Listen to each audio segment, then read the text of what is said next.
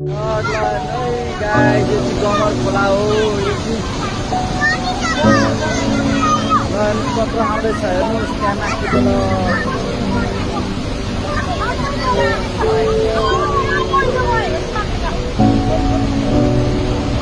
ओ ढुङ्गै ल्यायो यार, कत्रो कत्रो ढुङ्गा ल्यायो यार यसले त।